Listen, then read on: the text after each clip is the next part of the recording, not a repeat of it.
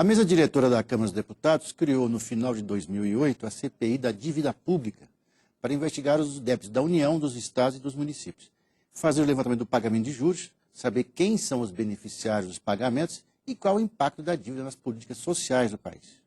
O autor da proposta de CPI, aliás, até agora, ainda com dificuldades para ser instalada, é o deputado Ivan Valente, do PSOL de São Paulo.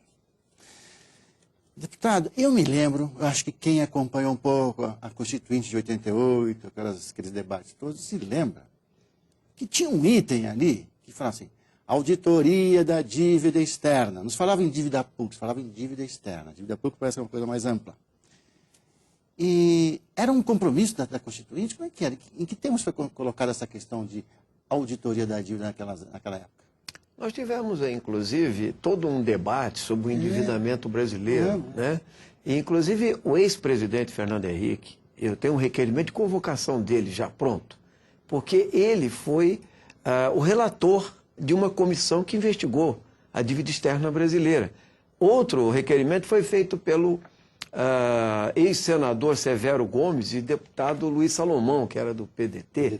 Entende? E tem 2 relatórios antigos sobre a dívida externa brasileira que nós vamos puxar para ver que isso já tem história. O Brasil pagou muito aos bancos multilaterais, ao FMI, ao Banco Mundial, aos bancos credores internacionais, muita dívida externa ilegal e imoral, feita a partir de juros flutuantes, que vêm desde o tempo do Delfim Neto.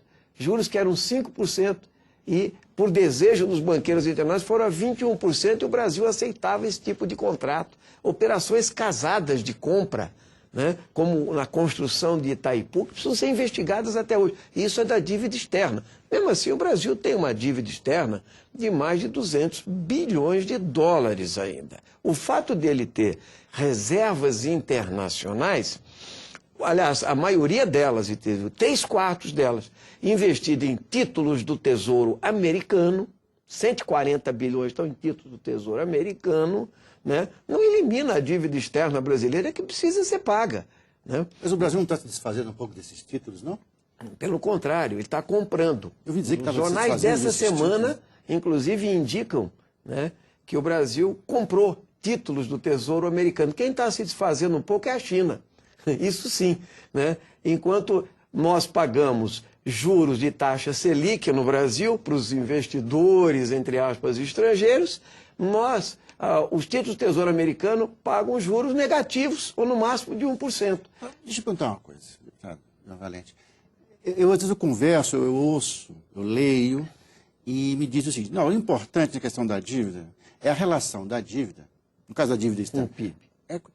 Da dívida interna é com o PIB, no caso da dívida externa é com nossas reservas. O senhor acabou de falar das reservas e da questão do conteúdo das nossas reservas. No caso da dívida interna, então, não, sim, mas o nosso PIB está crescendo num ritmo e que é, digamos assim, é plenamente controlável a dívida interna, é tranquilo, não é mais a situação que já tivemos.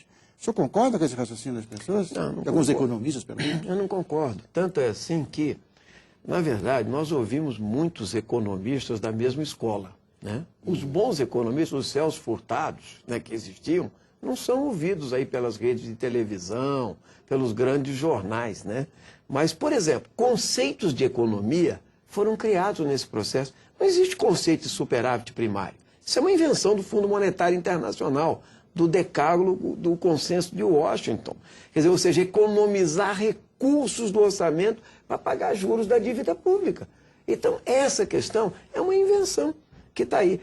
Pelo contrário, o que nós temos que avaliar é o seguinte, qual é o impacto disso no desenvolvimento sustentável brasileiro, nas políticas públicas brasileiras. E os números falam alto, embora não sejam divulgados nos meios que deveriam popularizar essa realidade. Quero dizer, nós temos que dizer ao povo brasileiro que o ano passado foi gasto 282 bilhões de reais de juros e amortizações da dívida pública brasileira.